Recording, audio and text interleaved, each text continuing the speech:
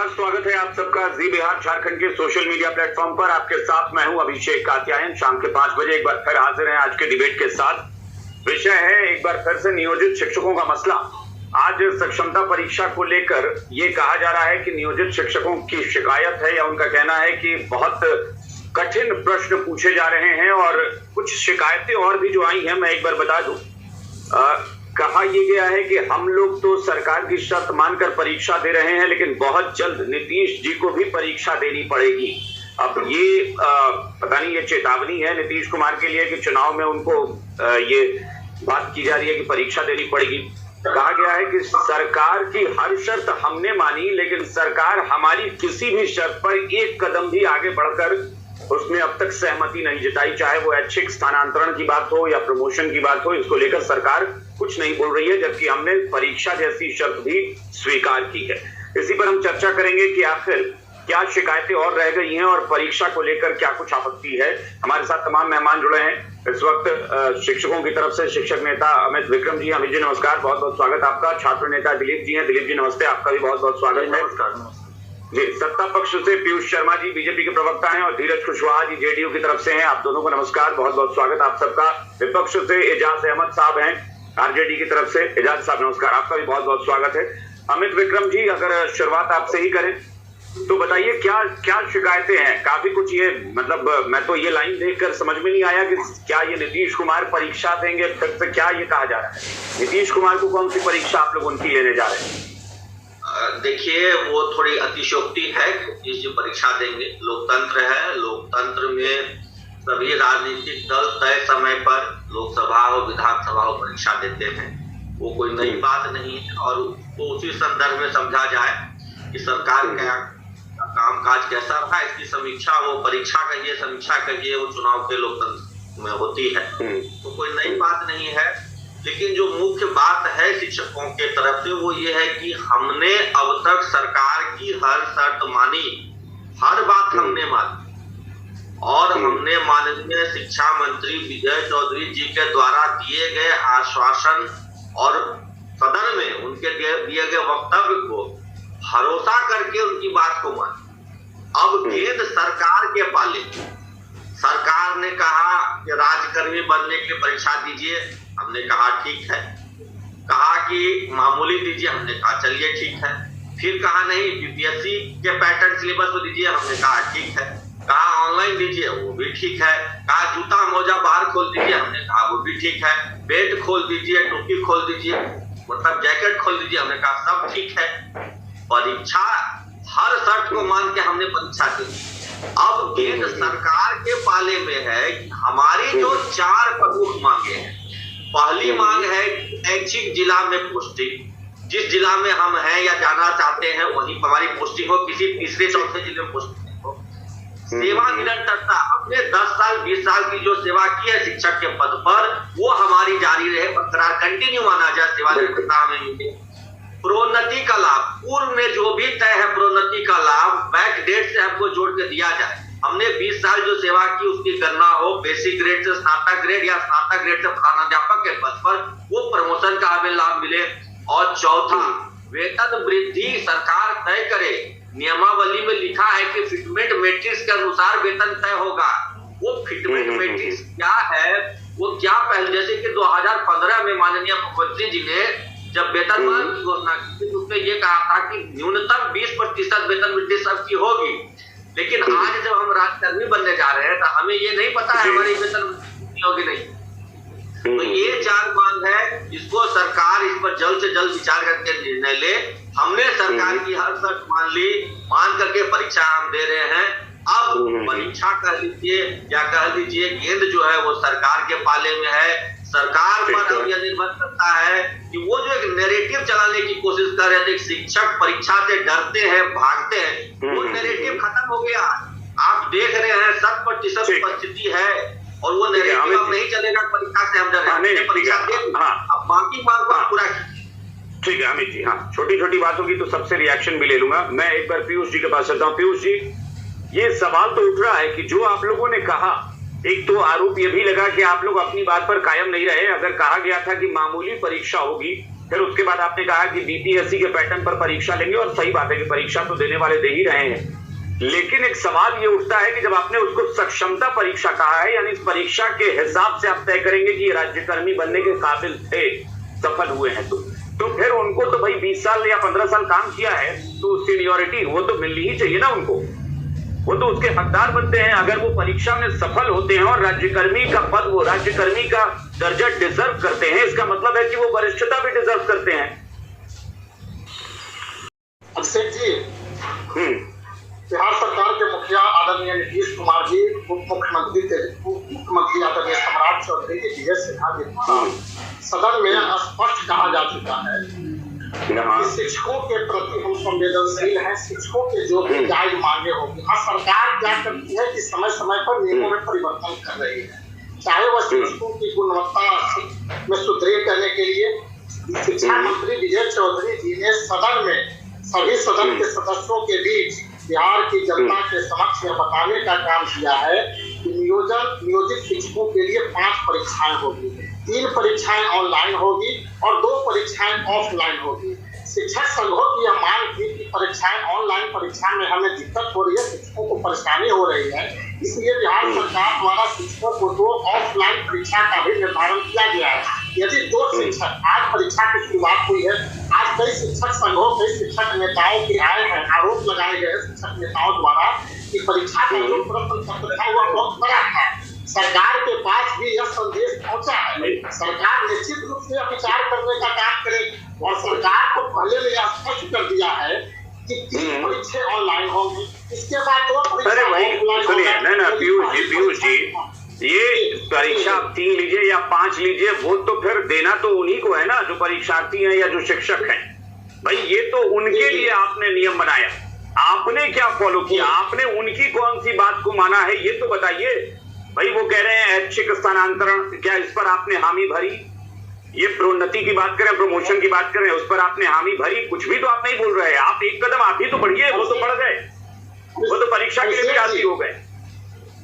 ऐच्छिक स्थानांतरण के विषय पर अभी तक राज्य सरकार से कोई फैसला नहीं लिया गया है कि इनका ऐच्छिक स्थानांतरण जिले से बाहर होगा या जिले में होगा, क्योंकि हम लोग भी यह जान रहे हैं कई शिक्षक ऐसे हैं जिनकी उम्र 55 से 58 साल है, तो 50 साल से उम्र के हैं। स्वाभाविक है कि उनके एक जिले से कहीं दूसरे जिले में स्थानांतरण होगा तो उन्हें परेशानियां आएगी, दिक्कत आएगी।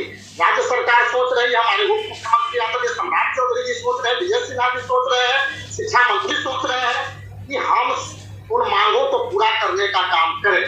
सरकार की कुछ मजबूरियां हैं, सरकार बैठ करके इन सभी विषयों पर, इन सभी जो नियमों पर विचार कर रही है, और बहुत ऐसा नहीं है कि सरकार ने फैसला ले लिया कि शिक्षकों का स्थानांतरण एक जिला से दूसरे जिला में होगा। नहीं, लेकिन आप एक मिनट, नहीं, ऐसा नहीं होगा ना पीयूष जी कि आप कह दीजिए कि नहीं हम विचार कर रहे हैं। भाई आपने जो बातें कही वो तो मान गए ना, वो तो कह नहीं रहे कि हम परीक्षा देने पर विचार करेंगे। आपने जो तारीख तय कर दी कि परीक्षा आज होगी, वो परीक्षा में बैठे, तो उसी तरह आपके लिए भी तो कोई डेडलाइन हो कि आप अनिश्चित काल के लिए बोलेंगे कि हम विचार ही कर रहे हैं। एजाज साहब, ये सच, 1 मिनट आ रहे हैं पीयूष जी, आ रहे हैं, 1 मिनट। एजाज साहब बोलिए। ये निश्चित तौर पर ये सोचना पड़ेगा, और मैं हमेशा कहता रहूंगा एजाज साहब, आप लोग भी जब सरकार में थे, कि भाई 2 कदम शिक्षक चलेंगे, 2 कदम सरकार को भी चलना पड़ेगा।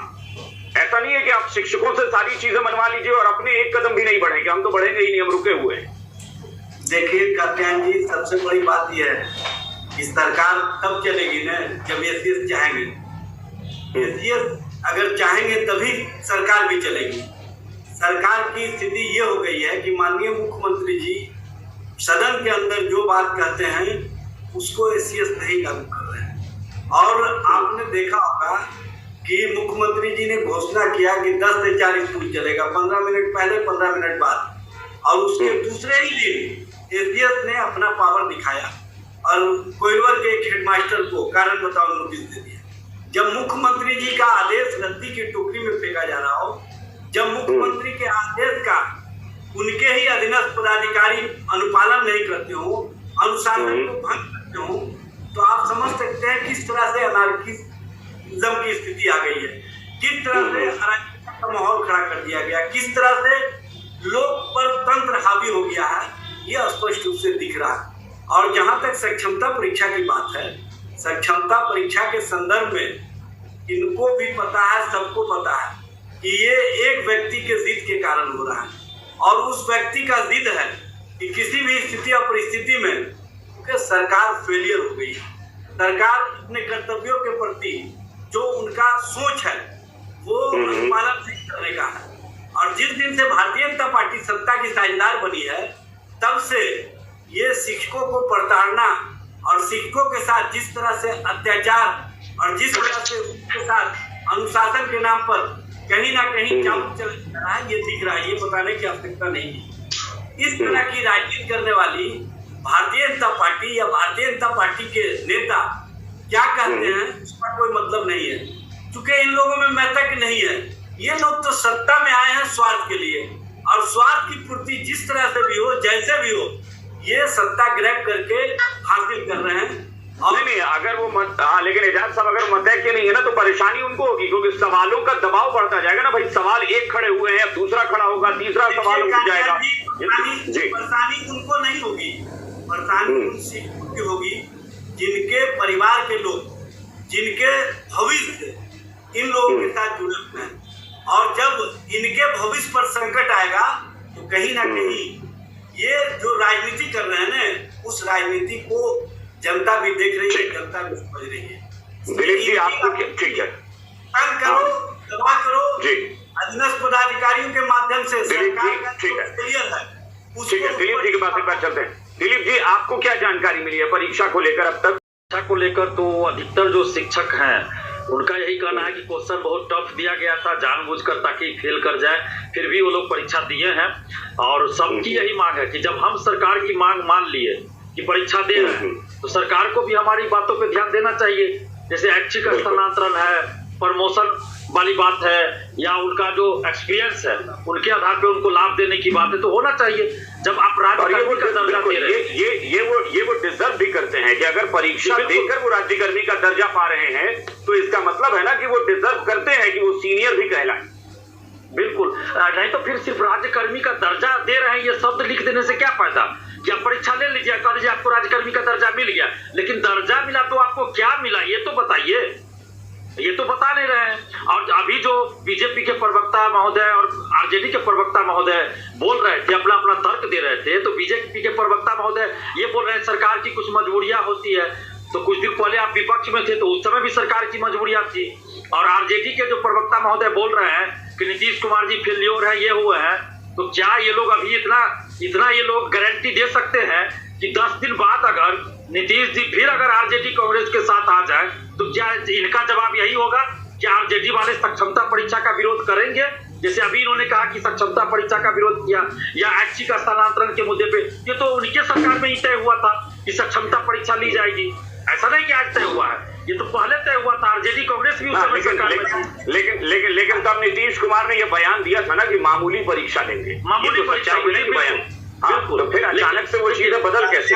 बात यहाँ है ना, एक मिनट सर, बात यहाँ क्या है ना कि जो मूल समस्या है, मुख्य मुद्दा, उस पर किसी का ध्यान नहीं जा रहा है। सिर्फ सक्षमता परीक्षा ले रहे हैं, सक्षमता परीक्षा 5 चांस ऑनलाइन ऑफलाइन। शिक्षक जो है नियोजित शिक्षक, वो क्या और मांग कर रहे हैं? जैसा कि अमित विक्रम जी ने कहा, ऐच्छिक स्थानांतरण, किसी का 50 साल, किन्हीं का उम्र है 55 साल है, आप उनको भेजिएगा दूर दराज एरिया जहाँ वो अभी 10 साल 20 साल से जॉब कर रहे हैं, उनको आप घर परिवार से दूर कर दीजिए मजबूरी में कि नहीं आपको जाना ही होगा, तो फिर वो क्या करेंगे आप भी बताइए। तो ये तो आप कम से कम विश्वास दिलाइए ना, सरकार का काम है विश्वास दिलाइए कि नहीं भाई आपको ऐच्छिक स्थानांतरण हम देंगे। लेकिन यहाँ तो ऐसा हो नहीं रहा है। अभी आप देख लीजिए कई ऐसे महिलाएं हैं जो रो रही हैं, भले इन लोगों के पास फोन नहीं जाता हो क्योंकि इन लोगों का नंबर सार्वजनिक नहीं होगा, हमारे पास फोन आता है। बीपीएससी TRE1 TRE2 की महिला शिक्षिका दूर दराज एरिया में दे दिया गया। अभी तो कम से कम मौसम सही हो गया, जब ठंड था 5 बजे अंधेरा हो जाता था, उनको घर वापस आने के लिए ऑटो नहीं मिलता था।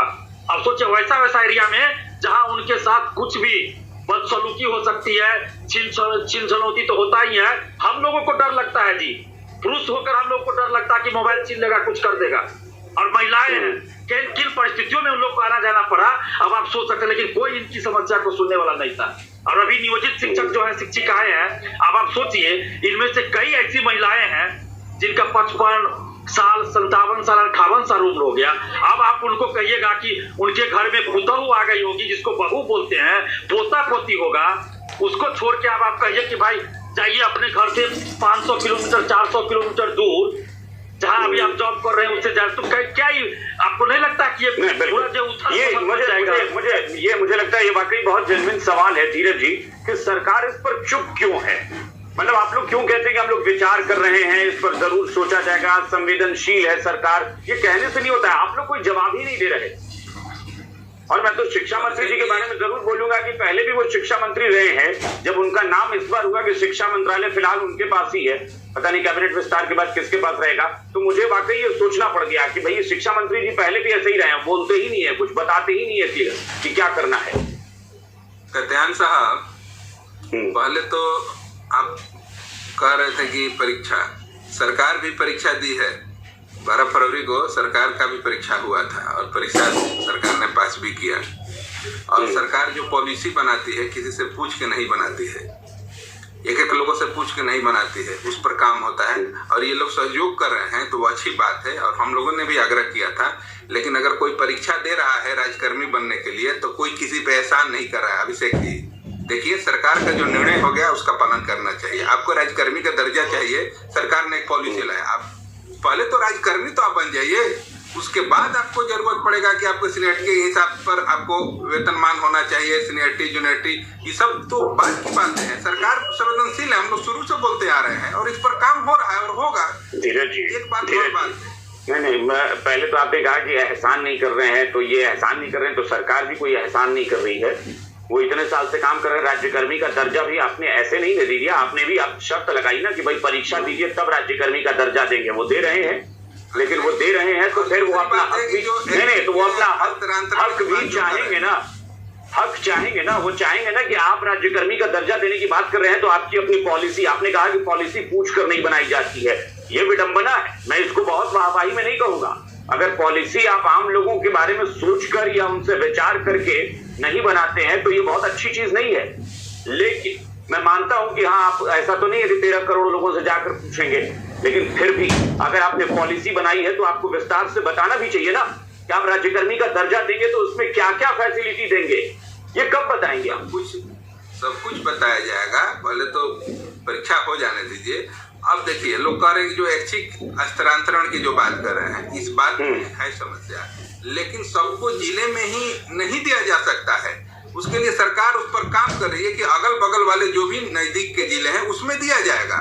ये समस्याएं आ रही हैं, बेटी बहुएं हैं जो बहुत दूर हो जाता है तो समस्या तो है, दिलीप जी ठीक बोल रहे हैं, लेकिन सबको जिले में समायोजन कैसे हो सकता है? अभिषेक जी आप ही बताइए। जी, सब जिला का स्ट्रक्चर अलग अलग है, किसी जिला में ज्यादा विद्यालय हैं, किसी जिला में कम विद्यालय हैं, और कहते हैं कि ज्यादा। देखिए, अगर हम अपनी पत्नी को नौकरी में भेज रहे हैं तो उसको तो श्रमदान देना पड़ेगा, क्योंकि उसके बदले वेतन मिलता है। और हम चाहेंगे कि हमारे बगल में हमारी पत्नी बैठी रहे तो ये गलत मांग हो जाएगी। क्योंकि देखिए, जो भी राज्यकर्मी हो या किसी भी सेक्टर में कोई व्यक्ति जो अगर काम करता हो तो उसको तो श्रमदान करना है, क्योंकि उसके एवज में वेतन मिलता है। तो इस बात से नकारा नहीं जा सकता है, लेकिन समस्याएं आ रही है। लेकिन इस बात का भी ध्यान रखें शिक्षक भाई लोग कि देखिए, अगर नौकरी आप कर रहे हैं तो आपको श्रमदान करना पड़ेगा, और सब कुछ समस्या सबके पास है। सब समस्याओं का हल सरकार ही नहीं निकाल सकती है। कुछ आप लोग आगे बढ़ रहे हैं और सरकार यही एक सरकार है जो कर रही है। धीरज जी, कौन सी समस्या का लालू जी के आपने कौन सी समस्या का हल निकाला किए थे? क्या मिला? नहीं, आपने अरे भाई, आपने कौन सी आपने कहा कि हर समस्या का समाधान सरकार नहीं करेगी, तो कोई तो समस्या हो जिसका समाधान आपने किया हो, बताइए ना मुझे। आपने इनको प्रमोशन के लिए एश्योर कर दिया है, ट्रांसफर के लिए एश्योर किया, किस चीज के लिए आपने कहा है कि हाँ हम ये करने जा रहे हैं? और आप पर यकीन, कोई चुप रहने पर कोई क्यों यकीन कर ले कि आप बाद में ये करेंगे कि नहीं करेंगे? अब तो यकीन करना ना करना इन लोगों पर है। देखिए, पहले से भी मांगे चल रही थी कि राज्यकर्मी का दर्जा चाहिए, दर्जा क्या चाहिए, राज्यकर्मी बना ही देना है। माननीय मुख्यमंत्री जी ने मान लिया और ऐलान कर दिया। अब देखिए, काम हो रहा है और बेचैनी आप देखे होंगे कि बहुत सारी चीजों पर हम लोग इस पैनल में चर्चा कर रहे थे, वो काम हो गई। लेकिन अब थोड़ा सा इंतजार करना चाहिए, और हम अभी बता देना चाहते हैं कि अभी थोड़ा सा मंत्रिमंडल का विस्तार हो जाए तो हम लोग जो भी होगा उस पर कुछ ठोस कदम उठा पाएंगे या बता पाएंगे? अमित विक्रम जी आप कोई जवाब देना चाहते हो? हमारे पास कांग्रेस से भी अमित सिंह जी जुड़ गए हैं। अमित विक्रम जी, मैं इसको जवाब देना चाहता हूँ, 2 मिनट समय दीजिए सर। ये पहली बात तो इन्होंने एहसान की कही। लोकतंत्र में कोई किसी पर एहसान नहीं करता है। देश संविधान से चलता है और इस देश के संविधान में निहित है कि जो सरकार है उसका काम है कि लोग के हित के लिए वो उचित कदम उठाए। तो इन्होंने राजकर्मी बनाने की घोषणा करके अभी कोई एहसान नहीं किया। देश की जनता, देश के वोटर इनको चुनते हैं इसीलिए कि ये देश की जनता के हित के लिए कदम उठाते। ये कदम उठा करके राजकर्मी की घोषणा करके कोई एहसान नहीं। बिना परीक्षा के अगर ये हमें बना देते राजकर्मी तो उस समय माना भी जा सकता था कि चलिए मुख्यमंत्री जी ने एहसान। आपने तो शर्त रखा परीक्षा दीजिए, बीपीएससी लेवल की परीक्षा दीजिए। हमने कहा ठीक है, हम देने के लिए वो भी थे। तो एहसान वाली बात तो यहाँ रह गई। बात ये जो टेक्निकली समझा रहे हैं कि जिले में नहीं जा सकता, इसका बड़ा टेक्निकल आंसर है। अभी हम जिस जिले में हैं उस जिले में सीट है तब तो हम वहां हैं। तो हमको अपनी ही सीट पर क्यों नहीं रहने दिया जा रहा? हम जिस जिले में उसी जिले में तो रहना चाह रहे हैं। 5% होंगे जो दूसरे जिले में जाना चाहते होंगे, बाकी 95% तो अपने जिले में रहना चाहते हैं। की नौकरी चाहिए, घर से बाहर ना निकल रहे हैं तो नहीं, धीरज जी, नहीं धीरज जी, आपने जो टेक्निकल बात कही है वो भी उसी तरीके से समझा रहे हैं कि भाई वो जहां अभी सेवारत हैं, ऐसा तो है नहीं ना कि आप एक की जगह 5 लोगों को भर्ती कर रहे हैं। जितने नियोजित शिक्षक हैं उन्हीं को राज्यकर्मी का दर्जा देने की बात है। तो जहां उनकी पोस्टिंग अभी है वो वहीं पर नियमित रह जाएंगे, क्या दिक्कत है? इसी का तो वो जिक्र कर रहे हैं। यही टेक्निकली मैं समझा रहा हूँ, इसमें टेक्निकली कोई दिक्कत नहीं। जिला आप हमारा वही रहने दीजिए। जिले के अंदर आपको पोस्टिंग करनी है तो बगल वाले प्रखंड में कर दीजिए, उधर कर दीजिए, वो तो हम स्वीकार है। हमने कहीं विरोध नहीं किया। हमने कहा कि हमको हमारे गृह जिले में जहां हम हैं कम से कम उस जिले में आप रखिए। और एक जिला आपको पता होगा, पटना जिला देख लीजिए ना, 150 किलोमीटर उसकी लंबाई है। मुंगेर देखिए जिला 80-85 किलोमीटर है। चंपारण देखिए 100 किलोमीटर लंबा जिला है। ऐसा नहीं कि जिला कोई छोटा क्षेत्र होता है। जिले के अंदर आप रैंडमाइजेशन से पोस्टिंग कर दीजिए, लेकिन हम जहां अभी जिस जिले में कार्यरत हैं कम से कम उस जिले में रहने दीजिए। जो ट्रांसफर दूसरे जिले में चाहते हैं उनको दीजिए। अगर नहीं संभव हो पाता कम से कम जिस जिले में है वहीं रहने दीजिए। इसमें तो कोई टेक्निकल दिक्कत नहीं है, सीट की बाध्यता भी नहीं है, इसमें कहीं कोई कानूनी समस्या भी नहीं है। ये तो आप तुरंत कर सकते हैं। एक बात।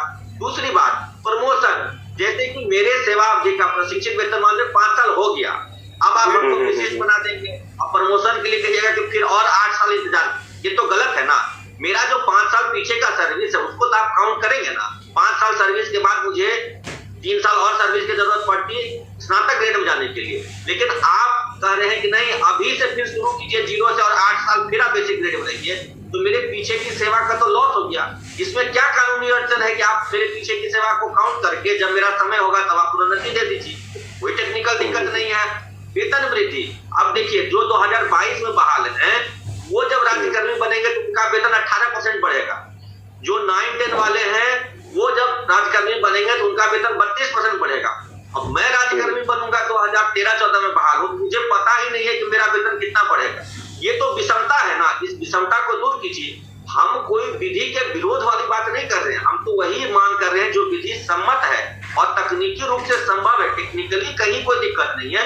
दिक्कत है तो आपने अभी जो कहा कि हम पूछ के नहीं बनाते हैं, इस मेंटालिटी को त्यागिए और जो समाज के जिस विभाग के जो शिक्षक है जो उससे पीड़ित है, प्रभावित है, उनके साथ बैठिए, थोड़ा समय दीजिए। हम रास्ता बताएंगे, कानूनी क्या उचित है क्या अनुचित है वो भी बताएंगे। हो सकता है कि मेरी चर्चा होनी चाहिए, मैं भी मानता हूँ। लोकतंत्र में कहते हैं कि सरकार, हो सकता है मेरी कुछ बात संभव नहीं होगी, वो आप हमको समझा दीजिए। बैठ के बातचीत होनी चाहिए जिसके लिए ठीक है। मैं अमित सिंह जी के पास चलता हूँ। कांग्रेस से अमित जी जुड़े हुए हैं। अमित जी, आपको क्या लगता है कि जो शिक्षकों की मांग है वो क्या आपको लगता है कि उसमें कहीं कोई दिक्कत है, वो जायज नहीं है? नहीं, देखिए मांग मैं बड़ा ध्यान से सुन रहा था, थोड़ा माफी चाहेंगे लेट से जुड़े, लेकिन जितना देर मैं सुना, मैं अभी उनको जदयू के प्रवक्ता जी को सुन रहा था। उनका कहना था कि हमारी पत्नी बगल में नहीं बैठेगी अगर जो नौकरी करती है तो। पहले तो ये सब जो है पत्नी और साली और ये सब हटाइए, पॉलिटिकल और ये वो है। सिंपल सी बात है कि जो नहीं पत्नी होगी वो भी नौकरी करती है। दूसरा बात यह है कि आप पैसा, आप कह रहे हैं कि पैसा तो लेते हैं तो जाना तो पड़ेगा, नौकरी तो करना पड़ेगा। आपको पता है सरकार जो होती है, कोई भी सरकार, किसी राज्य की सरकार हो, तो ये संविधान में वेलफेयर के लिए सरकार का गठन होता है। ये जो विभाग होती है वो वेलफेयर के लिए होता है। ये कोई तानाशाह का नहीं है, राजा का दरबार नहीं है कि आप आंक दिए जाएंगे, लोग मान लिए जाएंगे। सरकार की व्यवस्था ही सरकारी होती है वेलफेयर के लिए। पैसा के बदले आप नौकरी नहीं दे रहे हैं, आप उससे योगदान नहीं ले रहे हैं। ये कोई योगदान दे रहा है आपके राज्य को सुंदर बनाने में, आपके लोगों को डेवलप करने में, इसके बदले आप उसको पैसा दे रहे हैं। इस मानसिकता से निकलिए बाहर, क्या पैसा दे रहे हैं आप? लोग काम कर रहे हैं इसलिए पैसा नहीं दे रहे हैं। उन लोगों को बेहतर बनाने का एक जरिया है शिक्षा, एक माध्यम है। आपको एक चीज और मैं बताना चाहूंगा, पता है आपको 2006 से ही 2004-06 से पूरी दुनिया जैसे मिडिल ईस्ट से लेकर कई सारे दुनिया, अफ्रीका तक भारत के शिक्षा व्यवस्था को अपनाने के काम कर रही है। अभी यूएई में आप देखिए कि हमारे लोगों को शिक्षा को लेके हम लोग को इनवाइट किया जा रहा है। पूरी दुनिया में भारतीय शिक्षा प्रणाली को लेके बात चल रही है और लोग हमारी शिक्षा पद्धति को अपना रहे हैं।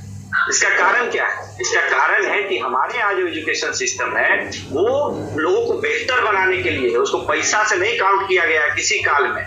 तो आप पहले इस मानसिकता से बाहर आपको निकलना होगा और आपको जवाब देना होगा। दूसरी बात, शिक्षक बहाली को लेके इतने सारे भ्रांतियां फैलाया जाता है सरकार के द्वारा।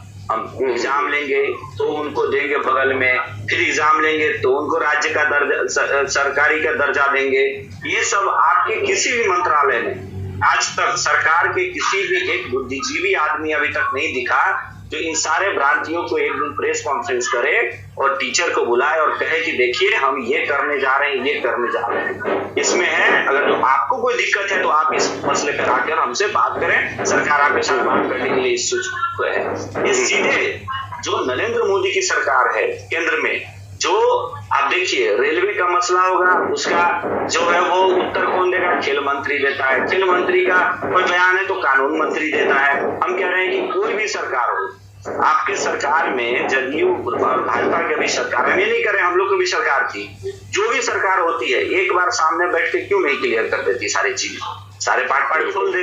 ये भ्रांतियां क्यों इतनी उत्पन्न करती जा रही है? ये सीधा सा मतलब है कि आपकी मानसिकता जो है वो मानसिकता सही नहीं है। शिक्षा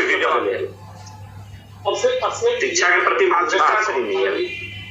हाँ, कांग्रेस के प्रवक्ता भाई जो बोल रहे थे कि इसके लिए भारतीय जनता पार्टी बिहार में तो शिक्षा मंत्री के रूप में कांग्रेस ने अधिक वर्षों तक शासन करने का काम किया। क्या हर्ष हुआ था शिक्षा विभाग का? मैं बताना चाहता हूँ 2000 में लालू प्रसाद यादव जी की सरकार थी। अभी बोलिए ना, इतिहास में अभी की बात कीजिए ना जी। सुनिए ना क्या अभी हुआ है क्या? देश को अभी वर्तमान के मुद्दे पर रखा जाए। देखिए, दूसरे का वक्त बर्बाद न करें, दूसरे का वक्त बर्बाद कीजिए। ये लोग बड़े लोग हैं,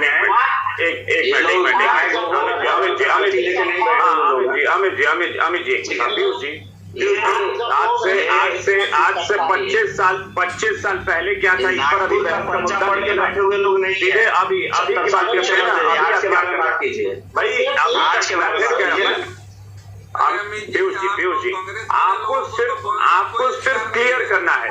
पीयूष जी सवाल आपसे सिर्फ इतना है, पीयूष जी सवाल आपसे सिर्फ इतना है, धीरज जी सवाल सिर्फ इतना है कि जब ये लोग आपके कहे मुताबिक, आपके तय की हुई तारीख के मुताबिक सब कुछ करते हैं कि फॉर्म भरने की ये तारीख है, परीक्षा देने की ये तारीख है, करते हैं ना, तो भाई उनकी मांगों को लेकर क्या आपकी जिम्मेदारी नहीं बनती कि जिस दर्जे को या जिस राज्यकर्मी बनाने की बात आप कर रहे हैं उस राज्यकर्मी का दर्जा देने में आप क्या क्या इनको बेहतर देंगे, क्या फैसिलिटी देंगे, क्या इनको लाभ पहुंचाएंगे, ये भी तो आपको स्पष्ट करना चाहिए। बिल्कुल, अभिषेक जी सरकार ने तो स्पष्ट कर दिया है कि किसी भी शिक्षकों की नौकरी नहीं जाएगी, चाहे वो 4 परीक्षा दे, 3 परीक्षा दे, 5 परीक्षा दे, नौकरी ये लाभ देने वाली बात नहीं है। मैं कह रहा हूँ उस राज्यकर्मी का दर्जा में आप क्या लाभ उनको देने जा रहे हैं। दूसरी चीज सरकार ने स्पष्ट कर दिया है कि हम सभी शिक्षकों को 4 लाख शिक्षकों को राज्यकर्मी का दर्जा देंगे और जहाँ तक स्थानांतरण की बात है, अभी तक स्थानांतरण के ऊपर कोई पत्र नहीं निकला है कि कोई इस जिले से लेकर के सरकार के भी नजर में है कि शिक्षकों की उम्र 50 साल से अधिक है, उनको इस जिले से उस जिले में स्थानांतरण करने में काफी परेशानियां होगी। तो सरकार द्वारा यह पत्र भी नहीं निर्गत किया गया है कि एक शिक्षक को दूसरे जिले में या बाहर के जिलों में स्थानांतरण किया जाएगा। तो अब ये तो अजीब नहीं, अब ये तो अजीब सी बात है ना कि आपने कह दिया कि ऐसा पत्र जारी नहीं किया गया है कि ट्रांसफर होगा, लेकिन ऐसा भी तो पत्र जारी नहीं हुआ है ना कि ट्रांसफर नहीं होगा। भाई इसमें मतलब आपने नहीं जारी किया है तो मान लिया जाए कि नहीं आप नहीं करेंगे। अब से जिस समय के साथ सारी कार्य सरकार करेगी, अभी सरकार के मैं बताया सरकार के गठन के ये गजब का नहीं ये गजब का आपने मतलब इस बात कर दी कि वो हवा में एकदम तीर चला दिया गया, तुक्का छोड़ दिया गया। भाई आप कह देंगे कि हमने तो ऐसा कोई पत्र ही जारी नहीं किया है कि राज्यकर्मी का दर्जा मिलने के बाद आपको सिर्फ 20,000 मिलेगा, तो ये भी तो लोग सोच लेंगे कि अच्छा आपने ऐसा लेटर जारी किया है क्या कि 1 लाख रुपए मिलेंगे। मुख्यमंत्री सम्राट चौधरी आपकी आवाज बीच में कट रही है। मैं एक ट्रांसफर को लेकर मैं एक सिर्फ अमित जी बस इतना, एजाज साहब के पास चूंकि मैं जाऊंगा, अमित जी सिर्फ इतना बताइए कि मैंने सुना था शिक्षा मंत्री ने बयान दिया था शायद कि महिलाओं को और दिव्यांगों ये 2 कैटेगरी में ट्रांसफर वाला जो है ऐच्छिक स्थानांतरण होगा, ये बात आई थी सामने। 2020 में नियमावली जो बनी थी उसमें यह प्रावधान था कि महिलाओं और दिव्यांगों को ऐच्छिक ट्रांसफर दिया जाएगा, लेकिन नियमावली बनी 4 साल बीत गया, हम राज्यकर्मी होने जा रहे हैं अब, लेकिन इस बीच में ऐच्छिक ट्रांसफर की सुविधा नहीं मिली। अभी हम वर्तमान में ये चाहते हैं कि हमने जो परीक्षा दी है उसमें हमसे 3 जिलों का ऑप्शन लिया गया है कि किन 3 जिलों में आप पोस्टिंग चाहते हैं। हमारा केवल ये कहना है कि हमारा जो फर्स्ट चॉइस जिला है हमको वो जिला दे दिया जाए, हमको अपने जिले से बाहर नहीं भेजा जाए, केवल इतना कहना है। परीक्षा तो हम दे ही रहे हैं, बस सुनिश्चित ये किया जाए कि फर्स्ट चॉइस जो हमने जिला भरा है वैसी जिले में हमारी पोस्टिंग हो, हमको किसी बाहर दूसरे तीसरे या चौथे जिले में नहीं भेजा जाए। ठीक है एजाज साहब, ये मुझे लगता है कि एजाज साहब ये पहले भी रहा है कि शिक्षक जो है वो अपने जिले में रहते हैं तो माना जाता है कि शिक्षकों को थोड़ा दिमाग से भी वो जब एकदम प्रसन्न रहेंगे, वो घर के आसपास रहेंगे, तनाव नहीं लेंगे तो वो ज्यादा बेहतर शिक्षा दे पाएंगे। मुझे लगता है कि ये हमेशा से चर्चा होती रही है कि शिक्षकों को अपने होम डिस्ट्रिक्ट में ही होना चाहिए। देखिए कात्यायन जी, ये सब चर्चा तब उपयुक्त नजर आता है जब सरकार कार्य करती हुई दिखती हो। सरकार तो कार्य करती हुई दिख नहीं रही है। सरकार के स्तर से माननीय मुख्यमंत्री जो आदेश निर्गत करते हैं उसी आदेश को रद्दी की टोकरी में फेंक दिया जा रहा है और एसीएस के द्वारा जो आदेश निर्गत किए जाते हैं वो सब लोगों ने देखा, ये बताने की आवश्यकता नहीं है। अब पीयूष जी से या धीरज जी से जो पूछ रहे हैं ये लोग क्या बताएंगे जब मुख्यमंत्री जी बताने की स्थिति में नहीं है। मुख्यमंत्री जी कहीं ना कहीं हाथ उठा दिए हैं, असहाय महसूस कर रहे हैं और उस एसीएस की तारीफ कर रहे हैं, उस अधीनस्थ पदाधिकारी की तारीफ कर रहे हैं। ये तो अजीब विडंबना है। सरकार मुख्यमंत्री सदन में जो बात बोले उसका अनुपालन नहीं, उसको कहीं ना कहीं धत्ता बता दिया जाए, उसको रद्दी की टोकरी में फेंक दिया जाए और उसी अनुशासनहीन व्यक्ति को कहीं ना कहीं तारीफ के दायरे में ला करके सरकार के स्तर से अब भारतीय जनता पार्टी को चैलेंज है। चूंकि बार बार पीयूष जी सीएम सम्राट चौधरी जी विजय सिन्हा का नाम लेते हैं, भाई इन लोगों का कोई हैसियत है क्या? ये लोग तो सिर्फ सत्ता का मलाई खाने के लिए आए हैं और मलाई के लिए कुछ भी करने के लिए तैयार हैं। जो स्वार्थ और वो शिक्षकों के भलाई की बात कहाँ से सोच सकता है? ये तो सिर्फ मलाई सोच रहे हैं कि मलाई हमको जवाब भलाई का काम नहीं कर सकते हैं, शिक्षकों के भलाई का काम नहीं कर सकते हैं। हमने जो फैसले लिए थे ये इनके कार्यकाल में तो नहीं हुआ था। हमने जो फैसले दर्जा देने का ये हमारी सरकार की उपलब्धि है, महागठबंधन सरकार की। ठीक है एजाज साहब नहीं अभी मैं कह रहा हूँ एजाज साहब ये अभी उपलब्धि नहीं एजाज साहब अभी उपलब्धि गिनाने का नहीं, आपको तो बल्कि अब दबाव, अब आपके लिए वक्त है एजाज साहब, अब आपके लिए वक्त है दबाव बनाने का। आपने जो उपलब्धि की आप कह रहे हैं कि मेरी उपलब्धि थी तो वो ठीक है, अब दबाव बनाने का वक्त है कि सरकार पर दबाव बनाइए कि वो चीजें हो। हमारे ही दबाव का ये नतीजा है कि सरकार कहीं ना कहीं हर स्तर पर झुकती हुई नजर आ रही है। और पीयूष जी आपकी बात का कुछ जवाब दे रहे हैं। पीयूष जी जवाब दीजिए जल्दी से, हम समय के साथ ये सरकार प्रयास कर ले, इतना प्रयास सफल नहीं हो सकता। जो आपने कहा कि सम्राट चौधरी जी या विजय सिन्हा जी कुछ नहीं चलता है या इनकी कुछ नहीं है, तो आपके बहुत ताकतवर उप मुख्यमंत्री तेजस्वी यादव जी थे और आपके शिक्षा मंत्री का यही निकालने पर पूछने का 1 माह में 2 माह सरकार जाने में पूछने नहीं दिया। कहा गया आपसे बहुत ताकतवर उप मुख्यमंत्री तेजस्वी यादव क्या कर रहे थे, क्यों नहीं के पास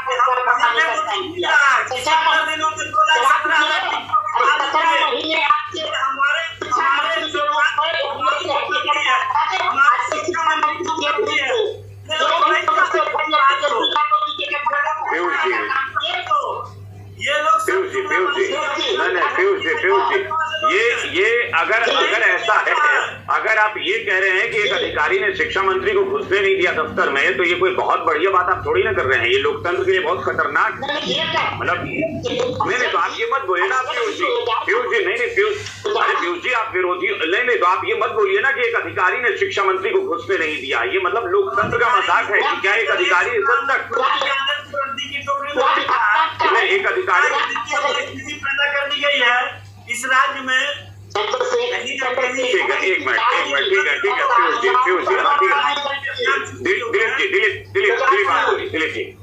दिलीप जी ये मतलब मुझे अभी भी इतने देर की चर्चा में कहीं मुझे नहीं लगा कि सत्ता पक्ष एक बार भी ये बोल रहा हो कि हाँ हम ऐसा करेंगे। मुझे तो वही पीयूष जी की बात पे मुझे हंसी आ रही थी कि वो कह रहे थे कि हमने कब कहा है कि हम अब ट्रांसफर करेंगे। यहाँ तो ठीक है, हाँ दिलीप जी बोलिए।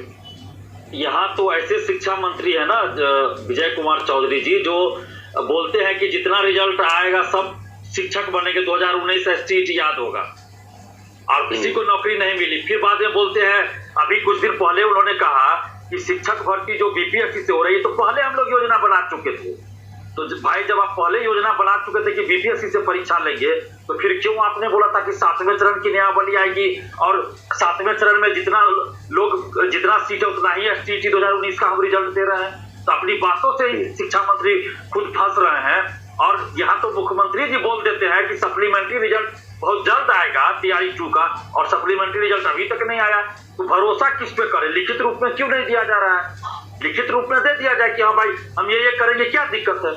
लिखित रूप में दे दीजिए जाए, लिखित देने में क्या दिक्कत है? यहाँ जब किसी की बात का कोई ये है ही नहीं, कल को मुकर जाएंगे तो क्या इसमें कहा जाए? 10 दिन के बाद पता चले कि भाई फिर गठबंधन बदल गया, सरकार बदल गई, फिर कहेंगे वो तो पिछली सरकार में ऐसा कहे थे, हम तो नहीं थे। तो ये तो चलता रहेगा बिहार में, कोई ठिकाना नहीं ना है कि 10 दिन के बाद क्या होगा, 10 दिन के बाद फिर गठबंधन बदलेगा, क्या होगा नहीं होगा, ये कोई नहीं कह सकता। बिहार है, कभी कुछ हो सकता है। तो इसलिए लिखित रूप में मिलना चाहिए, लिखित रूप में। ऐसा नहीं होता है, गारंटी वाले से पूछ लीजिए, गारंटी देंगे। हो रहा है भारतीय जनता पार्टी साथ है, जो सरकार रहेगी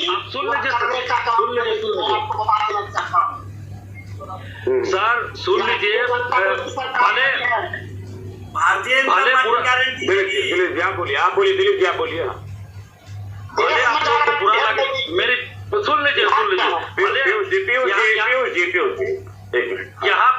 यहाँ बैठे प्रवक्ताओं को भले बुरा लगे मेरी बात, लेकिन सच्चाई यही है कि नीतीश कुमार जी 2005 से बिहार के राजनीति के सुपर बॉस हैं, और जो भी पार्टी उनके साथ सरकार में रही है नीतीश कुमार जी के हाँ में हाँ मिलाती रही है। तो ये कहना कि फलना पार्टी फल कुछ नहीं चलता। तेजस्वी यादव जी भी उप मुख्यमंत्री थे, सरकार में थे, क्या कर लिए? जो नीतीश जी कहे उसी में हाँ में हाँ मिलाए। कहा एक भी बात पे हम तो नीतीश कुमार जी को धन्यवाद देते हैं कि कम से कम हम लोग आंदोलन किए तो नीतीश कुमार जी की तरफ से कुछ जवाब आया, रिस्पॉन्स आया, और हम लोगों की बातों को, बहुत सारी बातों को माना गया। लेकिन तेजस्वी यादव जी जब विपक्ष में थे तो बड़ी बड़ी बात करते थे, और सरकार में आए तो एक बार तो हम लोगों से बात तक नहीं किए। इतना बार हम लोग लाठी खाए, जेल गए, लेकिन मुख्यमंत्री जी नीतीश कुमार जी को धन्यवाद देते हैं कि कम से कम उनके ऑफिस ने ट्वीट किया कि हम अधिकारियों से वार्ता करेंगे नीतीश जी, और बात मानी गई हम लोगों की। तो आज भी हम लोग कहेंगे नीतीश कुमार जी बढ़िया हम लोग के लिए। तो ये कहना, हर पार्टी सरकार में रही है, अब जनता देख रही है, हम लोग भी देख रहे हैं, तेजस्वी यादव जी से बहुत उम्मीद देख रही है। नहीं, हमको रिजेक्ट नहीं है सर। आप किस तरह नहीं, ऐसे नहीं होता है। जीतन राम मांझी जी जब विपक्ष में थे ना, सुन लीजिए एजाज अहमद जी, आप किसी पार्टी का सपोर्ट नहीं कर रहे हैं। नहीं, आप सुन लीजिए। फिर क्यों आप यहाँ पर इतनी बड़ी बड़ी बातें करते हैं? आप जब नीतीश जी आपको अच्छे लगते एजाज जी हैं, को अच्छा नहीं लग रहा है ना, आंदोलन सुन लीजिए ना, सुन लीजिए सही बात सुन लीजिए पहले। अरे आप लोग सुनबे नहीं करते ना, तो पच नहीं रहा है। आप लोग सुनते ही नहीं है। आप लोग पहले सुन लीजिए। एजाज जी सुन लीजिए, दिलीप जी नेता नहीं है, बेचारा भावनाओं को कह रहे हैं, सुन लीजिए। आप सुन लीजिए, एजाज अहमद नेता थोड़ी गोल बात करेंगे, जो लगा मन में बोल दिए। सुन लीजिए एजाज अहमद सर, आप वो दिन भूल गए जब यही बीजेपी ये नहीं कि आरजेडी का एजेंट है, और कभी आपके पार्टी के प्रवक्ता बोलते बीजेपी के एजेंट। आप वो दिन भूल गए जब बीपीएफसी ऑफिस से आपकी सरकार थी ना, हम भी आपकी तेजस्वी यादव जी की, नीतीश कुमार जी की और बीपीएससी की तारीफ करते थे इसी चैनल पर कि बहुत अच्छे से बीपीएससी की परीक्षा हुई है। तो आप लोग सिर्फ अपना तारीफ सुनना चाहते हैं, सच्चाई सुनना नहीं चाहते। हम सबको बोल रहे हैं, पहले सुनिए तो सही। जीतन राम मांझी जी के बारे में फिर आप बोलने नहीं दे रहे हैं। हम लोग ये बोलने दीजिए ना। दिलीप जी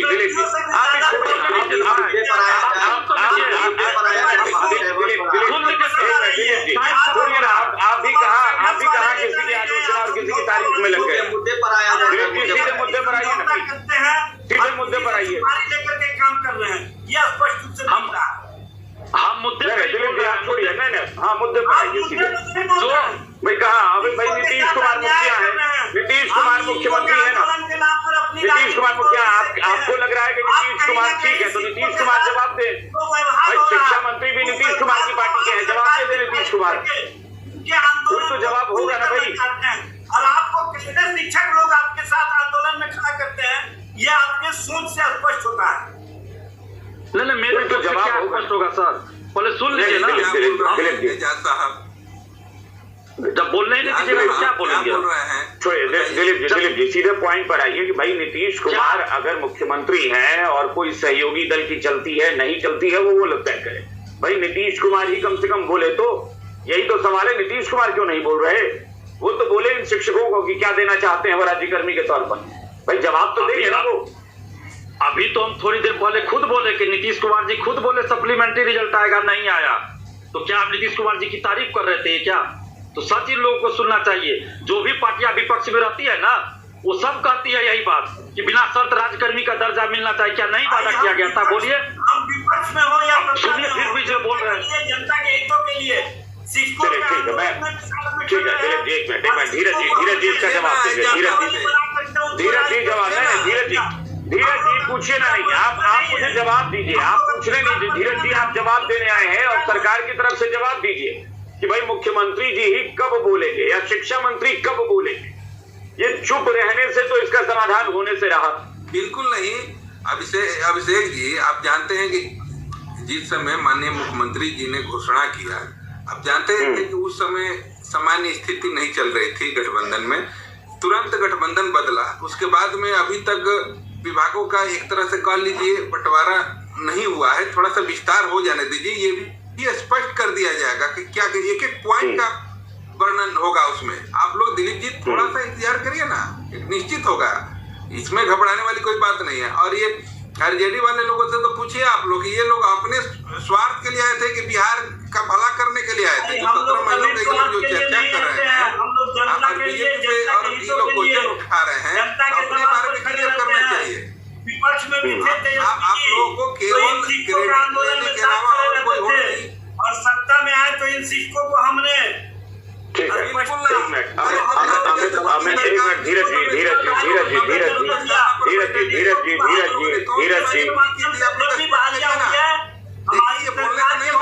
धीरज के बारे में बात करते हैं। कांग्रेस और आरजेडी के लोग इतना दिनों से सरकार चलाए हैं, जवाब दीजिए ना। जनता बिहार की जनता जवाब मांग रही है। ठीक है धीरज जी एक मिनट, अरे भाई छोड़िए ना, आरजेडी सत्ता में स्वार्थ के लिए आए कर रहे हैं ना कि इसी सरकार मांग तो करेंगे ना, यही सरकार दे सकती है। हाँ तो ठीक है ना, तो वो दीजिए आप, अगर आशा है तो आप दीजिए ना। हमें विक्रम जी मुझे एक बात बताइए, मैं आपको सिर्फ सवाल पर धीरज जी और एजाज साहब थोड़ा ठहरे। एजाज जी अच्छा ठीक है, एजाज जी एक मिनट।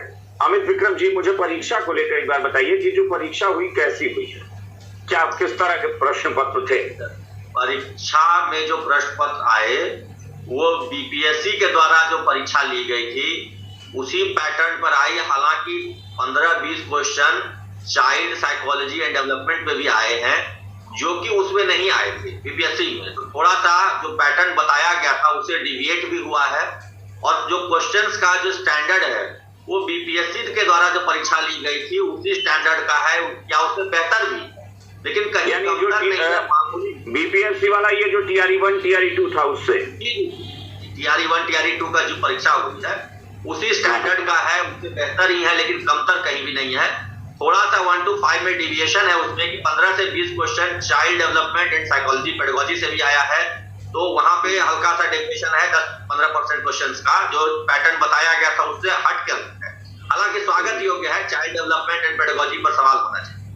अभी जो ये पूरा विमर्श चल रहा है, जो इस मुख्य मुद्दे पर फोकस है कि जो शिक्षकों की मांग है ये स्वाभाविक तौर पर तय है कि जो सत्ता में रहेंगे वही पूरी करें। मैं ये नहीं कह रहा हूं कि जो विपक्षी पार्टी है वो, कल विपक्ष में कोई और थी, आज कोई और है, आज सत्ता में कोई और है, कल कोई और थी, ये सब चलता रहेगा, राजनीतिक पृष्ठभूमि अपनी जगह है।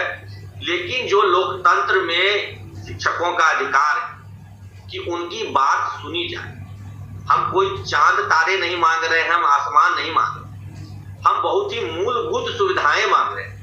हमने जो सेवा की इतने दिन उसकी गणना मांग रहे, हमारी उस सेवा को डिसकंटिन्यू नहीं कंटिन्यू माना जाए। बिल्कुल। जो हमारा फर्स्ट चॉइस जिला है जहां हम अभी कार्यरत हैं, या तो हमें वहां रहने दिया जाए, या 5% ऐसे शिक्षक हो जो किसी अन्य जिले में जाना चाहते हैं उनको।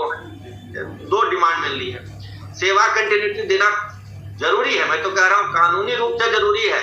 अगर ये नहीं देंगे तो हम कोर्ट जाने को मजबूर होंगे, कोर्ट से भी लड़के ले लेंगे, सेवा हमारी डिसकंटिन्यू नहीं कर सकते। अच्छा, वेतन वृद्धि में डिसिमिलैरिटी हो रही है, किसी का 30% बढ़ा है, किसी का 18% बढ़ा है, किसी का कुछ नहीं बढ़ रहा है। इसको हम कह रहे हैं कि दूर कर दीजिए। ये तो विधि सम्मत बात है, तो हम कोई गैर वैधानिक बात नहीं कर रहे हैं। जो भी लोग सरकार में बैठे हैं ध्यान पूर्वक दिल पे हाथ रख के कहिए कि आपकी हर शर्त जब हमने मान ली, परीक्षा देने के लिए कहा, ऑनलाइन देने के लिए कहा, बीपीएससी सिलेबस सब मान रहे हैं हम लोग, क्या ये सरकार का दायित्व है कि आप हमारी बातों को भी सुने? एक दिन बुलाइए मंत्री जी, जो भी शिक्षा मंत्री अभी हैं या कोई नए आते हैं, एक दिन बुलाइए ना शिक्षक संगठनों को, शिक्षक नेताओं को कि आइए आपकी बात हम सुनेंगे, बात उस पर होगी, जो प्रस्ताव है उस पर चर्चा कीजिए, क्या विधि सम्मत उसको कीजिए। लोकतंत्र में तो डायलॉग होना चाहिए, पॉलिसी बनती है तो जिनकी छोटी टिप्पणी अमित जी मुझे लगता है, हाँ मुझे भी लगता है कुछ मांगे ऐसी हैं जो बहुत जेन्युइन मुझे लग रही हैं, खासतौर पर जो बार बार ये अमित विक्रम जी कह रहे हैं कि जो आपकी पहले की दी हुई सेवा है इसको आप कंसीडर कैसे नहीं करेंगे। अगर आप राज्यकर्मी का दर्जा दे रहे हैं तो इस परीक्षा के बाद से आप उसको नई नियुक्ति थोड़ी ही ना मानेंगे। भाई हमने इतने साल सेवा दी है, आपको सीनियरिटी तो मिलनी ही चाहिए ना, वरिष्ठता। अमित जी, हाँ मैं अमित जी नहीं कांग्रेस वाले अमित जी के पास में जा रहा हूँ जी।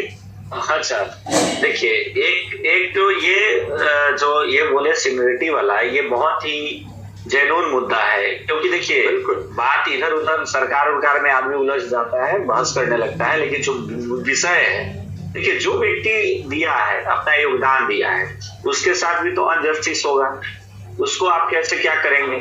2-3 पॉइंट है, देखिए बहुत ज्यादा नहीं है इसमें इश्यूज, जो कि सरकार इस पर डायलॉग कहाँ कमजोर हो रहा है। डायलॉग वहां कमजोर हो रहा है जहां एक तरफ से मांग हो रही है और दूसरे तरफ उसका समुचित जो होना चाहिए जवाब वो न देके, सही जवाब न देके फिर कोई नया तिकड़म लगा दिया जा रहा है, वो जवाब नहीं आता, फिर कोई नई बात कह दी जाती है। तो यहाँ डिस्टर्बेंस है, इस बात को समझिए। दूसरी बात यह है कि सरकार की तरफ से होना ये चाहिए कि सरकार की तरफ से जो भी प्रोसेस किया जा रहा है उसको एक प्रेस कॉन्फ्रेंस करे, प्रेस कॉन्फ्रेंस करके सरकार का प्रवक्ता अपना बात कह रही, अपने शिक्षा मंत्री हैं वो इस बात को स्पष्ट करते हैं कि देखिए आपकी ये मांगे है, हमारा जो प्रक्रिया है वो ये है, फिर उस पर डायलॉग होगा ना, तो वो तो हो नहीं रहा है। दूसरा एक बात है कि हम डिबेट में बैठे हुए थे तो बीजेपी के एक प्रवक्ता थे, सर मनीष नाम था उनका, और दिलीप जी थे, वो बोले थे कि आप चलिएगा सरकार के यहाँ, हम चलेंगे कल और जाके बात को रखेंगे। ठीक है, वो पता नहीं हुआ कि नहीं, इनके साथ फिर डायलॉग हुआ कि नहीं, भाजपा वालों ने किया कि नहीं, हमको नहीं पता है। दूसरा ये है कि शिक्षकों के सरकार जो है, शिक्षकों से सरकार डरती उड़ती नहीं है, उनको इस बात का डर है नहीं कि ये समाज में कुछ जाके हमारे एकदम छोटा एक महिला है, उनका अभी उनके पति पटना में जॉब करते हैं, पत्नी को मधेपुरा से 25 किलोमीटर दूर एक गांव में उनको भेज दिया गया है। अभी हमको पता, हमारा फ्रेंड है, उसकी अभी 2 साल हुई है शादी का, कोई बाल बच्चा नहीं है। मेरे कहने का मतलब उसकी पत्नी वहां जाके मधेपुरा से 25 किलोमीटर दूर जॉब कर रही है, कल वो आना चाहे पटना तो क्या उसके साथ जस्टिस नहीं हो रहा है? वो नहीं होगा। आप 25 किलोमीटर देना है पटना में दीजिए ना, 25 किलोमीटर ही देना है पटना में दीजिए, उसका तो जायज हक है ना जी। कल बच्चे होंगे, क्या परवरिश करेगा? ये 50,000 और 60,000 की नौकरी में किसी का जिंदगी तबाह कर देंगे, ये तो जस्टिस है। इससे ज्यादा छोटा कुछ हो ही नहीं सकता। पीयूष जी 30 सेकंड में, बस 30 सेकंड में मैं सिर्फ आपसे एक सवाल पूछ रहा हूँ पीयूष जी। चलिए ट्रांसफर वाली तो बात, इस पर तो अब सरकार विचार करेगी, बाकी मैं सिर्फ इतना पूछता हूँ, आपको क्या लगता है, ये मैं आपकी राय पूछ रहा हूँ, क्या इन शिक्षकों ने जो अब तक अपनी सेवा दी है उस सेवा के कार्यकाल को कंसिडर करना चाहिए कि नहीं? बताइए मुझे, आपको क्या लगता है? अभिषेक जी, अमित विक्रम जी ने जो कहा कि सरकार के सारी कार्यों को पूरा करने का काम, तो अच्छा लगा, और इनका जेन्युइन जवाब था। इसमें सही कहा कि सरकार ही शिक्षकों की सारी कार्यों को पूरा करने का काम करेगी। आज जो विपक्ष कर रहे हैं इससे कोई असर नहीं पड़ने वाला है। और जब पीयूष जी, अरे पीयूष जी, मैंने आपसे जो पूछा उसका बताइए कि इनके सेवा काल को कंसीडर करना चाहिए कि नहीं वरिष्ठता में, मुझे बताइए, इसका जवाब दीजिए ना। जी, सरकार इनकी मांगों को देखने का काम कर रही है, जो भी जरूरत इनकी मांगे हो। अरे मैंने तो कहा था मैंने तो आपसे कहा था कि आप व्यक्तिगत राय दे दीजिए, आप वो तक नहीं दे पा रहे। अरे पार्टी को अभी साइड कर दीजिए, मैं नहीं कहूंगा कि आप सरकार से, आपको क्या लगता है, आपके विचार क्या है कि अगर इन्होंने 15 साल सेवा दी है तो परीक्षा के बाद अगर वो सफल होकर राज्यकर्मी का दर्जा पाते हैं तो उनको वो 15 साल का सेवा जो है उस काल को कंसिडर करना चाहिए कि नहीं सरकार को? अभिषेक जी, कोई मेरी व्यक्तिगत राय नहीं, मेरी पार्टी की राय है, एनडीए गठबंधन की राय है कि जो भी शिक्षकों के जनहित मुद्दे होंगे वह एनडीए सरकार पूरा करने का काम करेगी। अभी तक आप तो ये तक नहीं बोल पा रहे हैं कि ये मुद्दा जो है वो, अरे भाई कम से कम इतना तो बोल दीजिए कि ये मुद्दा आपको क्या लगता है, ये जेन्युइन है या नहीं है? मैं फिर पूछ रहा हूँ कि आपको क्या लगता है?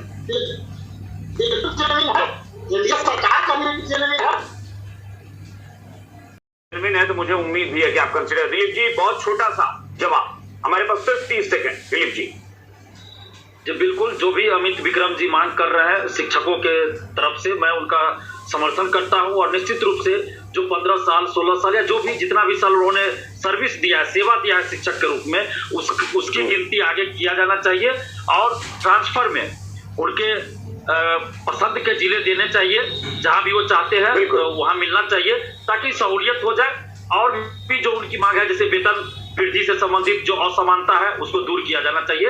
और सरकार गठबंधन बदलती रहता है, सरकार पर उससे मतलब नहीं है, कोई भी सरकार हो, जो भी सरकार, मुझे भी लगता है कि ये जो मांग है, ये जब परीक्षा का विरोध हो रहा था तब मुझे याद है, हो सकता है बहुत सारे शिक्षक मेरी भी बात से नाराज हुए होंगे, लेकिन मैंने इस मंच पर कहा था कि नहीं ठीक है, परीक्षा तो होनी चाहिए, अगर राज्यकर्मी का दर्जा चाहिए तो परीक्षा आपको देना भी चाहिए, क्योंकि आप नियोजन में आए थे। लेकिन आज जो मांगे शिक्षक कर रहे हैं, मुझे लगता है ये सारी मांगे जायज हैं, ये इनका अधिकार बनता है और ये होना चाहिए। मैं इस मंच से कह रहा हूं कि अमित विक्रम जी जो बात कह रहे हैं ये जायज मांगे हैं, सरकार को जरूर विचार करना चाहिए इन सारी मांगों पर। एजाज साहब, बहुत छोटा सा रिएक्शन जी, एजाज साहब बहुत छोटा रिएक्शन। देखिए कात्यायन जी, जो शिक्षक हैं और जिस तरह से उनको हर तरह से जो प्रताड़ित किया जा रहा है, कहीं ना कहीं इसमें राजनीति है, और राजनीति जो कर रहे हैं शिक्षकों के साथ, उनको राजनीति नहीं करनी चाहिए।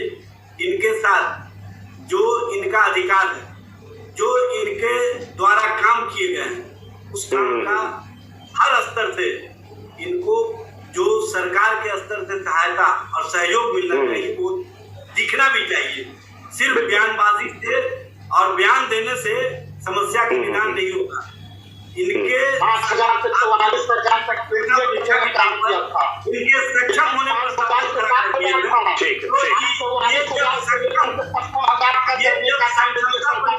एक मिनट पीयूष जी जब ये अपने आप को सक्षम होने का प्रमाण दे देंगे तो सरकार को भी चाहिए इनके प्रमाण का आकलन जब कर चुकी है सम्मान कर। बिल्कुल मैं मानता हूँ अगर वो साबित कर रहे हैं परीक्षा देकर कि हाँ मैं काबिल हूँ, मैं सक्षम हूँ और मैं राज्यकर्मी का दर्जा परीक्षा देकर ले रहा हूँ, तो फिर उनके पुराने सेवा काल का भी सम्मान करना ही चाहिए सरकार को। बहुत छोटा सा रिएक्शन धीरज जी, ये मैं कह रहा हूं अपने मन से, मैं एक एंकर के तौर पर, एक जर्नलिस्ट के तौर पर धीरज जी कह रहा हूं कि इनकी मांगे जायज हैं। ये मांगे जो उठा रहे हैं ये जायज है। देखिए अभिषेक जी, हम लोग इस पैनल में इसलिए नहीं बैठे हैं कि लोगों को खुश करने के लिए। जो सरकार का पॉलिसी है वो है, जो वर्तमान स्थिति है। अरे आपकी पॉलिसी का भी तो सम्मान हुआ है धीरज जी, आपकी पॉलिसी का सम्मान हुआ है के द्वारा। धीरज जी आपकी पॉलिसी का सम्मान हुआ है, आपकी पॉलिसी का सम्मान किया गया है धीरज जी, जब आप लोगों ने मांग की थी। तो अभिषेक जी यही उसी विषय पर आ रहे हैं कि एक बात जारी करें कि जो जायज मांगे है सरकार को अगर लगेगी तो जरूर पूरी की जाएगी, इसमें कहीं शक नहीं है। धीरज जी मैं फिर कह रहा हूँ, नहीं धीरज जी मैं फिर कह रहा हूँ कि आपकी जब पॉलिसी थी, आपने तय किया कि परीक्षा लेंगे, तो आपको याद होगा आप बैठे होंगे इसी मंच पर, शिक्षकों के विरोध के बावजूद मैंने कहा कि नहीं परीक्षा देनी चाहिए, क्योंकि अगर वो राज्यकर्मी का दर्जा पाना चाहते हैं तो परीक्षा देनी चाहिए। लेकिन वहां आपका समर्थन था। लेकिन आज अगर ये मैं कह रहा हूं तो इसका मतलब है कि इनकी मांगे नाजायज नहीं है। भाई वो सक्षमता परीक्षा देकर साबित कर रहे हैं ना धीरज जी। भाई सरकार भी क्या करती है, आईएएस की परीक्षा भी आप लेते हैं तो वो साबित होता है ना कि भाई उस परीक्षा में सफल होकर वो आईएएस बन रहे हैं। बिल्कुल तो आप उसका सम्मान देंगे ना उस परीक्षा का। से बोलते आ रहे हैं और विशेष रूप से आपको कि आपने हमेशा शिक्षक भाई लोगों के लिए आपने आवाज उठाया है और बहुत सारा चीजों पर काम भी हुआ है और आगे भी होगा। हम तो यही कह रहे हैं कि देखिए मुझे भरोसा है, मैं आज भी कह रहा हूँ कि मैं तभी ये डिबेट का मकसद यही है कि आप लोग इस बात को समझिए। बिल्कुल। चलिए अमित विक्रम जी फाइनल कमेंट, हमारे पास समय नहीं। अमित जी फाइनली सर हमारा वही है, हमने सरकार की सभी शर्तों को माना, सरकार के सभी मापदंडों पर हम खरे उतरने के लिए तैयार हैं, उतर भी रहे हैं। अब ये सरकार के पाले में है, हमने सरकार की हर बात मानी। अब हमारी जो 4 मूलभूत बहुत ही बेसिक बातें हैं कि फर्स्ट चॉइस जिले में ऐच्छिक पोस्टिंग दे दीजिए, पुरानी सेवा काउंट कीजिए, वेतन वृद्धि में असमानता को दूर कीजिए और साथ ही साथ जो हमारे पर जिस तरह की बहुत सारी आपने देखी होंगी जो समस्याएं हैं उन सबको दूर करने के लिए वार्ता का चैनल शुरू कर दीजिए कि सरकार हमारी मुझे नहीं पता कि वो सारी मांगे सरकार मानती है कि नहीं मानती है, लेकिन फिर भी मैं मानता हूं कि अमित जी दोनों पक्ष को मैं हमेशा कहता हूं कि 2 कदम आप 2 कदम वो, तभी वो रिश्ता बेहतर होता है और तालमेल होता है। हो सकता है कि आपकी कुछ मांगों का सरकार कर चुके हैं, हमने नहीं मैं कह रहा हूँ कि अभी भी हो सकता है, अभी भी आप 4 जो मांगे कर रहे हैं, हो सकता है सरकार कह दे कि नहीं वो चारों हम नहीं मान पाएंगे, कुछ चीजें हम कंसिडर कर रहे हैं, तो हो सकता है आपको भी थोड़ा कंसिडर करना पड़े। लेकिन हाँ मैं फिर भी मानता हूँ कि कुछ मांगे आपकी ऐसी हैं जिस पर सरकार को जरूर विचार करना चाहिए, क्योंकि ये मांगे जायज लग रही है। चलिए बहुत बहुत शुक्रिया फिलहाल, थैंक यू सो मच हमारे साथ जुड़ने के लिए, बहुत बहुत शुक्रिया। तो आप लोगों ने ये लाइव डिबेट जो है पूरा का पूरा सुना और इस लाइव डिबेट से यही निष्कर्ष निकलता है कि जो भी नियोजित शिक्षक एक लंबे अरसे से विद्यालयों में कार्यरत हैं, 17-18 साल से सेवा दे रहे हैं, इन सभी शिक्षकों के लिए जी हाँ दोस्तों मैं आपको बता दूं कि सरकार को सहूलियत ज़रूर देनी चाहिए, चाहे वो ऐच्छिक ट्रांसफ़र का मामला हो या कई सारे कोई भी मुद्दा हो, इनको सरकार के द्वारा जो है छूट देनी चाहिए। और जिस प्रकार से मीडिया जी न्यूज़ बिहार झारखंड लगातार अपनी आवाज़ को उठा रहा है, ये आवाज़ इसी प्रकार से बुलंद होनी चाहिए, ये आवाज़ इसी प्रकार से ऊपर उठती रहनी चाहिए। और मैं आपको बता दूं कि ज़्यादा समय अब नहीं लगने वाला है, कुछ ही समय बाद जो है 13 तारीख को हाई कोर्ट में बड़ी सुनवाई होगी और उम्मीद आसार पर दुनिया कायम है, हम भी कायम हैं उम्मीद पे कि उम्मीद और आसार यही लगाए जा रहे हैं कि जो नियोजित शिक्षक हैं उनके लिए गुड न्यूज़ आएगी उभर के और अच्छा कुछ देखने को मिलेगा। तो बस सभी से यही मेरा कहना है कि सभी लोग थोड़ा सा धैर्य पेशेंस बना के रखें और वीडियो को शेयर करते जाइए, अधिक से अधिक दोस्तों तक खबर पहुंचे कि क्या कुछ मीडिया में चल रहा है, मीडिया किस प्रकार आपके समर्थन में आगे आ रहा है, किस प्रकार आपकी आवाज़ों को बुलंद कर रहा है। ये तमाम चीज़ें जो है वो आपके क्लियर होंगी और आप तक बात पहुँचेगी। इस वीडियो में इतना ही। धन्यवाद दोस्तों। जय हिंद, जय भारत।